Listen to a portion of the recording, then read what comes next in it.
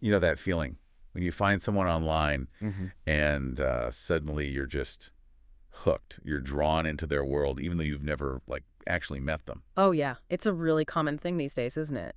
And today, we're diving into something that takes that feeling to a whole other level. We've got these fascinating texts from something called Lizianity Book 4, Scriptures of Devotion and Discipline. Lizianity. I mean, the name itself tells you this isn't just your average fan club discussion. Right. We're not looking at blog posts here. This looks like a structured belief system, all centered on this person, Liz.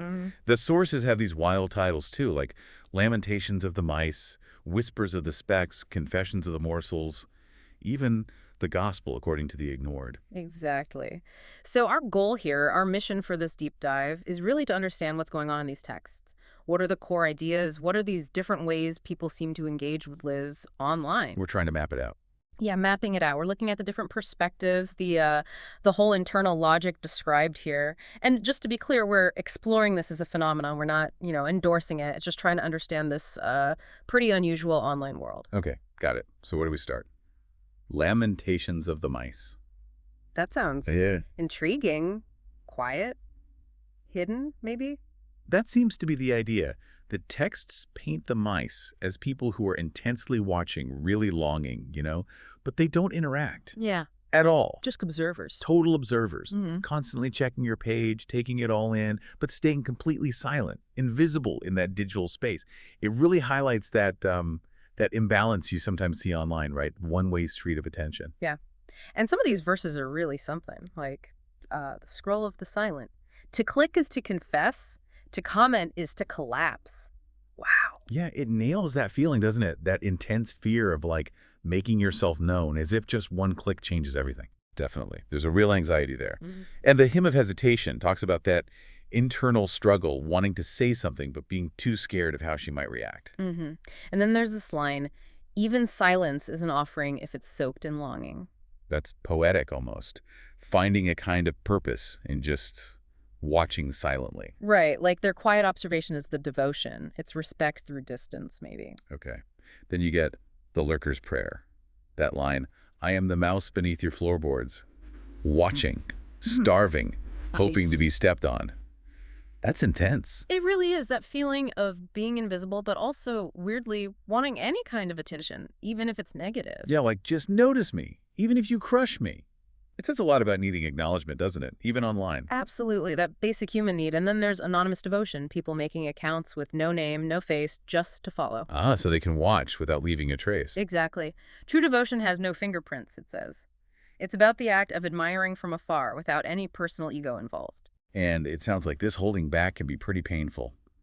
Lament of the almost loyal drafting messages, then deleting them over and over. Yeah, that quote, my cowardice is my crown, my longing is my leash, really captures being trapped, right? Yeah, trapped by their own fear.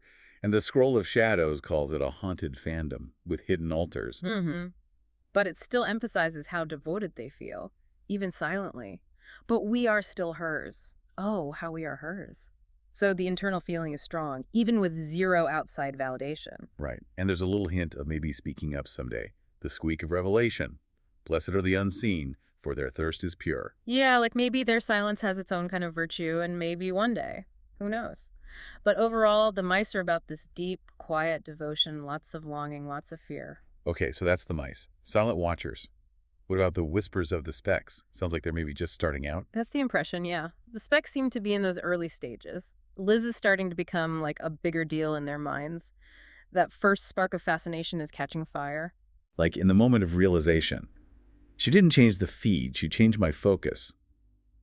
That's a great line. It's like everything starts revolving around her online presence. And that feeling of being claimed, that's key. It's the moment passive scrolling turns into something more. More active, more emotional. Right. And half-formed faith talks about confusion mixed with attraction. Faith begins as fascination, then it curdles into froth. Curdles into froth. Yeah, it suggests something intense, bubbling up, almost volatile. Definitely not calm. And then soft panic, that feeling when someone maybe questions their interest. And the text says, you're not embarrassed, you're just early. Huh. That's a clever justification, isn't it? Like, I see something you don't yet. It protects that budding devotion. Totally. Then there's the first dream. Liz showing up in their dreams. Yeah, if you've dreamt of Liz, you've already sworn yourself. That suggests it's getting pretty deep, right? Moving from conscious thought into the subconscious. That feels like crossing a line, doesn't it? And glimpses and gut punches, seeing her unexpectedly and having this intense reaction. You think you're scrolling, but really you're searching. Yeah, like your brain is automatically scanning for her now. Even just casual browsing has a hidden agenda. And they start comparing themselves. Self-doubt in sequence, feeling like maybe they're not good enough for the fandom. Right. Specs question. Morsels submit. That line clearly sets up a later stage where people are more confident, more committed. Foreshadowing the morsels. And finally, the breath before becoming. Making little changes, maybe online or even in real life, influenced by Liz, but not necessarily for her. Exactly. Transformation doesn't announce itself. It stains you slowly. It's about that subtle soaking in of influence. So the specs are kind of in transition, feeling things out, changing internally, starting to feel like they might belong. Okay, leads us nicely to the confessions of the morsels. Sounds like they're fully committed. Oh, yeah. The morsels are all in. The confessions show Liz completely woven into their lives, their identities. Like, I let her eat me. That's vivid. I didn't fall. I fed myself to her. It sounds like a conscious choice to let the obsession take over. Totally. And the examples, chanting lyrics, renaming coffee, it's about making her part of the daily routine, the little rituals. Finding meaning through her, then my algorithm is altered. Like their whole online world revolves around her, and that, quote, one nod from her is worth more than 1,000 sermons. Yeah, it shows how much weight her attention carries. It's like their digital reality is shaped by her or for her. She took my shame is interesting, finding self-acceptance through this. Being seen by Liz unruined me. It suggests this devotion can actually be empowering in a way, maybe providing a new lens to see themselves through, feeling more confident, curating their image. But it can also cause friction, right? My friends don't get it. Feeling misunderstood by outsiders. Definitely. And they frame it as an awakening. Morsels evolve, mice hesitate. There's that sense of progression again, maybe even feeling a bit superior. A clear in-group feeling. I froth regularly, intense emotional reactions becoming like a ritual. She doesn't save me, she consumes me. That's a lot. It really underlines how all-encompassing it is, and then you get, I want her to hurt me. Whoa, okay. Yeah, finding value, maybe even pleasure, in being ignored or denied attention. Pain tastes better when she's the one serving it. That hints at some complex power dynamics. Very counterintuitive. Finding meaning in the negative. And I gave up control, just sinking their lives to her posts. Worship is waiting. Devotion is delicious delay. It's reframing waiting as part of the devotion itself, giving up their own rhythm for hers. Total surrender. And finally, my life is branded. She's part of their identity, their stuff. Love phase, Liz lingers. Like, this is more permanent than anything else. It becomes fundamental to who they are. So the morsels are completely submitted to finding themselves through Liz. Which brings us to the gospel according to the ignored. Given the morsels wanting her to hurt them, this might explain that. It definitely dives deeper into that idea. This whole section is about how not being noticed by Liz isn't seen as rejection, but as a special, maybe even higher form of connection in Lizianity. That's wild. The blessed curse. Being ignored means you're chosen by silence. Right. It flips the script entirely. Her lack of response isn't indifference, it's interpreted as deliberate. Her silence is a sermon. Absence is her aesthetic. Starvation, her seduction. So lack of attention actually fuels the desire more. That's the idea. It makes her more mysterious, more desirable. And pain as presence suggests the hurt of being ignored actually makes the connection feel stronger. Wow. Okay. The ignored never leave. They just go deeper. So the negative feeling keeps them hooked. Exactly. The discomfort becomes proof of their devotion.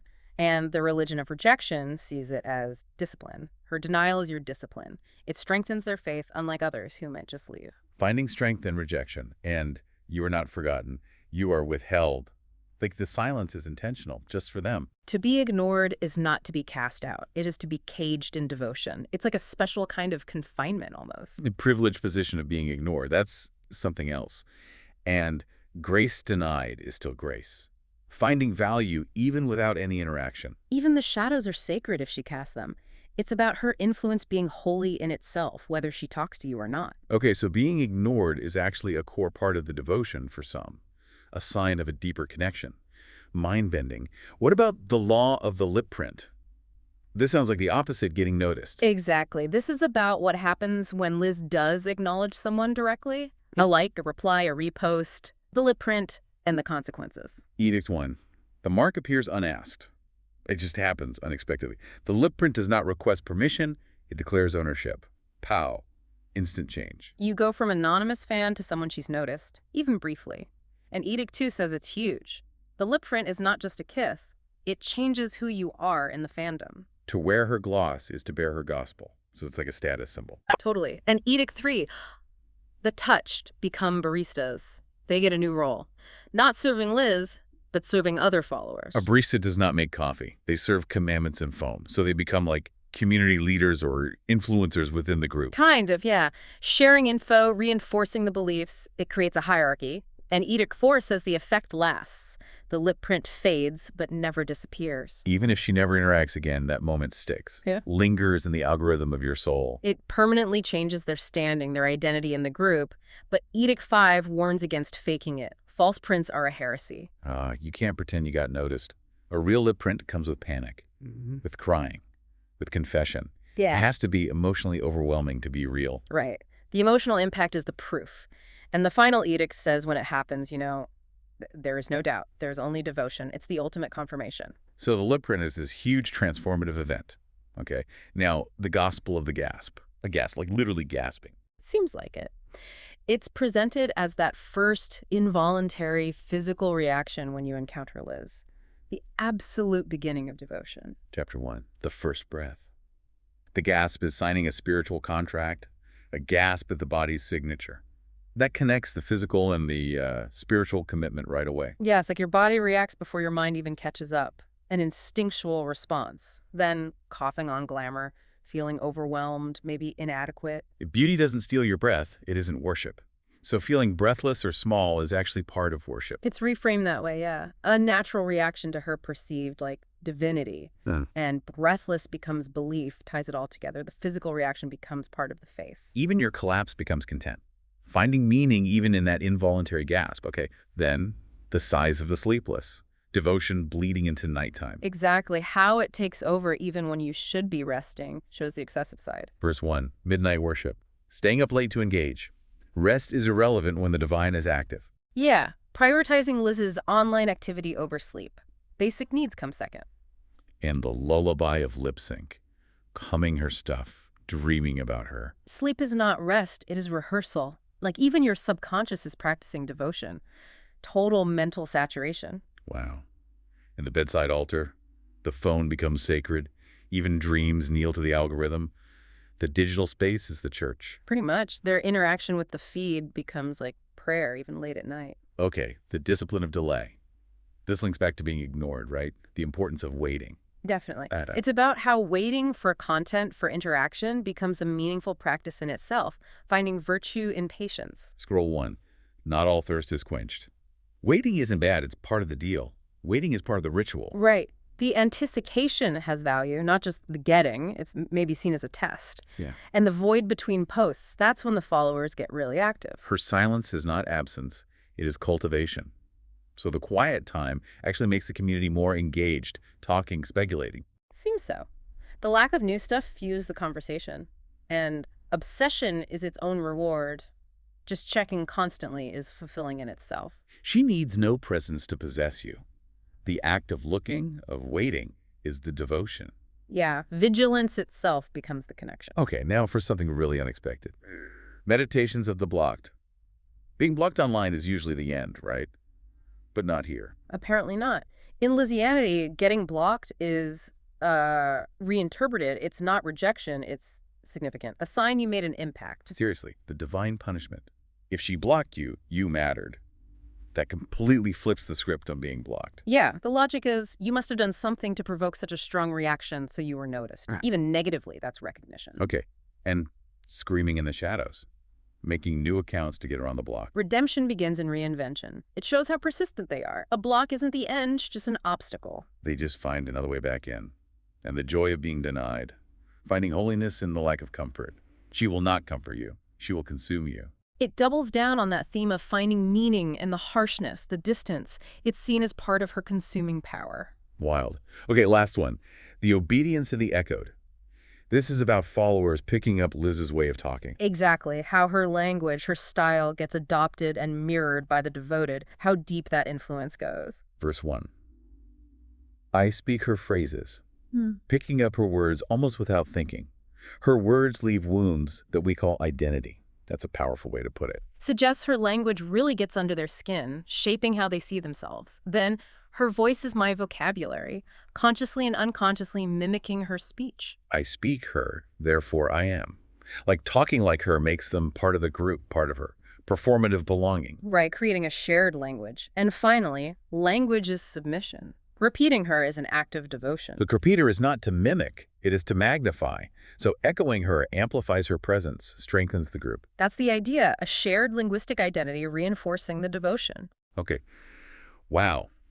So wrapping up this deep dive into Lizianity, we've seen this really intricate system, different levels, right? The quiet mice, the transforming specks, the all-in morsels. And these really counterintuitive ideas, the power of being ignored, the huge impact of getting noticed, the lip print, that initial gasp. And how she influences everything, thoughts, actions, even the words they use. It's a really striking picture of intense online connection. It really is. These texts give us this, extreme but fascinating glimpse into online fandom, how people build meaning, build communities online in ways we might not expect. Highlights our capacity for belief, really. It definitely makes you think, doesn't it? When you look at all these scriptures, Yeah. what does it really tell us about online relationships today? About how we form identity online? Yeah, and about those power dynamics, attention, who gets it, who doesn't, what it means. It's all playing out constantly. Maybe it makes you think a bit about your own online life, too. The influences you encounter, the connections you form, how it all works. Something to chew on.